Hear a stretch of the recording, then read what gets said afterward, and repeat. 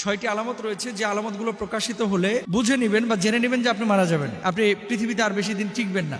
আল্লাহ সুবহানাহু ওয়া তাআলা পবিত্র কুরআনুল কারীমের মধ্যে বলেছেন, আইনামা তাকুনু ইউদরিকুমুল মাউত ওয়ালাউ কুনতুম ফি বুরুজিম মুশাইয়াদা।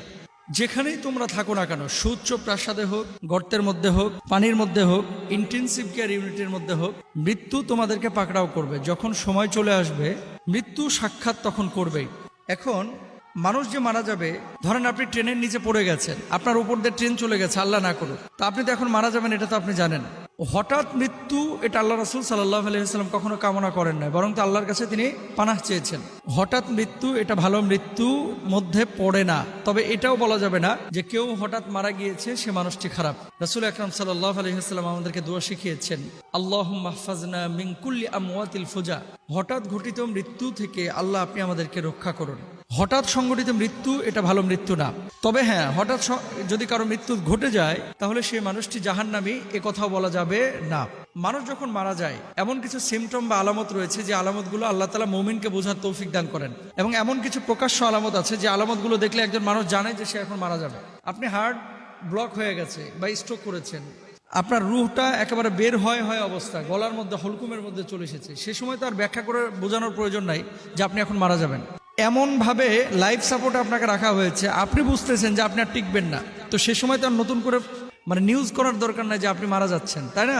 তো আমি যে বিষয়টি বলতে চাচ্ছি যে এই আলামতগুলো, ছয়টি আলামত রয়েছে, যে আলামতগুলো প্রকাশিত হলে একজন মানুষ বুঝে নেবেন বা জেনে নেবেন যে আপনি মারা যাবেন, আপনি পৃথিবীতে আর বেশি দিন টিকবেন না। এক নম্বর, আল্লাহ সুবহানাহু ওয়া তাআলা পবিত্র কুরআনুল কারীমের সূরা বাকারার 281 নম্বর আয়াতে কি বলছেন, ওয়াত্তাকু ইয়াওমান তুরজাউনা ফীহি ইলাল্লাহ সুম্মা তুওয়াফফা কুল্লু নাফসিন মা কাসাবাত ওয়া হুম লা ইউযলামুন। ওই দিনকে ভয় করো যেদিন তোমরা আল্লাহর কাছে প্রত্যাবর্তিত হবে, অতঃপর প্রত্যেকেই তার কর্মের ফল পুরোপুরিভাবে পাবে, তাদের প্রতি কোনরূপ অবিচার করা হবে না। মুমিনের বডিটা ততক্ষণ পর্যন্ত মূল্যায়িত হয় বা মূল্যায়ন করা হয় যতক্ষণ তার বডির মধ্যে রুহটা থাকে। রুহ নামক পাখিটা বডি নামক বা দেহ নামক খাঁচা থেকে যখন আলাদা হয়ে যায় তখন কিন্তু এই বডির আর কোনো মূল্য থাকে না, কোনো দাম থাকে না। তো মানুষের জীবনের পরিসমাপ্তি কখন ঘটবে এটা আল্লাহ ছাড়া কেউ জানে না। আল্লাহ সুবহানাহু ওয়া তাআলা ফেরেশতাদের নির্দেশ দিবেন জমিনে গিয়ে রূহ কবজ করে নিয়ে আসতে, তারা গিয়ে জমিনে রূহটা কবজ করে নিয়ে চলে আসবেন। এখন মৃত্যুর দিনটা কবে হবে? আপনি কি 2030-এ মরবেন না 29-এ মরবেন, নাকি 2026-এ মরবেন না 27-এ মরবেন, এটা আল্লাহ ছাড়া কেউ জানে না। এক নাম্বার, এই আকীদা আপনাকে রাখতে হবে যে আমার মৃত্যু যখন আল্লাহ তাআলা দিবেন তখনই আমার মৃত্যুটা ঘটবে। মৃত্যুর হচ্ছে এক নাম্বার ধাপ, অর্থাৎ ইয়াউমুল মাউত। আপনার মৃত্যুর দিন যেদিন হবে সেদিনই আপনি জানবেন, বা তখনই আপনি জানবেন যে আপনি কখন মারা যাবেন।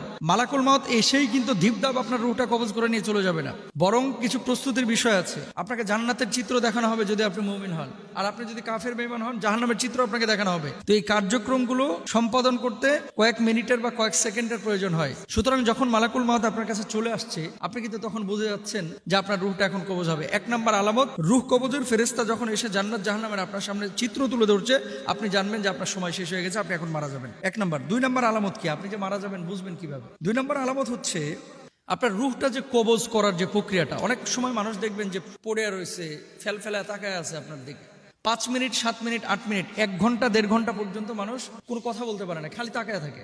তার মানে কি? তার ভিতরে রূহ কবজের যে প্রক্রিয়াটা এটা শুরু হয়ে গেছে। এখন রূহ কবজটা কি 1 সেকেন্ডের মধ্যে হয়ে যায়? না। হাদিসের মধ্যে আছে যে যারা বদকার, যারা অসৎ কাজ করে, যারা মুমিন না, প্রকৃত মুমিন হতে পারে নাই। তানবীহুল গাফিলিন কিতাবের মধ্যেও লিখেছেন মুহাদ্দিসিনরা, ফকি আবুল্লাহ সামরকান্দি হাদিস থেকে ব্যাখ্যা করে লিখেছেন, মানুষের যখন রূহটা বের করা হয় বদকারদের, গলার উপরে চাপ দেওয়া হয়, রূহটা চলে যায় পায়ের কাছে, পায়ের কাছে চাপ দেওয়া হয়, রূহটা চলে আসে মাথার কাছে। তো এটা একটা সুদীর্ঘ সময়ের প্রয়োজন। সেটা 1.5 মিনিট হতে পারে, সেটা 5 মিনিট হতে পারে, সেটা 1 ঘন্টা হতে পারে, 1.5 ঘন্টা হতে পারে, 2 ঘন্টা হতে পারে। এটা হচ্ছে দ্বিতীয় ধাপ।